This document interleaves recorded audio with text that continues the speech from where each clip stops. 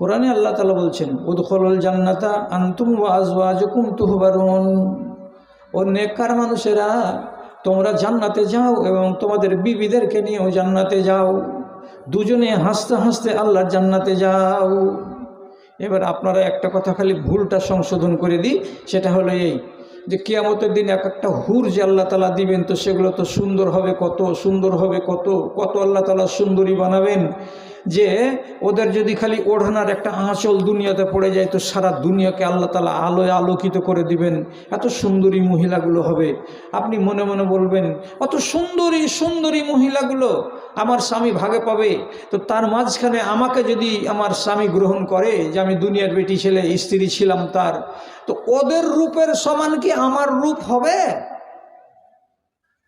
তো খালারে, আজ नहीं তোমার চোখটা গাঢ়া গাঢ়া হয়ে বসে আছে, আজ नहीं তোমার গাল গালা ট্যাপসা ট্যাপসা হ্যাঁ কাঠার মতন হয়ে গাঢ়া গাঢ়া হয়ে আছে, কিন্তু নবীজি বলছেন কিয়ামতের দিন তুমি দিনদার মেয়ে, তো কবর থেকে উঠে হাসরের ময়দানে যখন জমা হবে আর তোমার হিসাব নিকাশ করে জান্নাতে পাঠানো হবে, তখন তুমি কেমন হয়ে যাবে?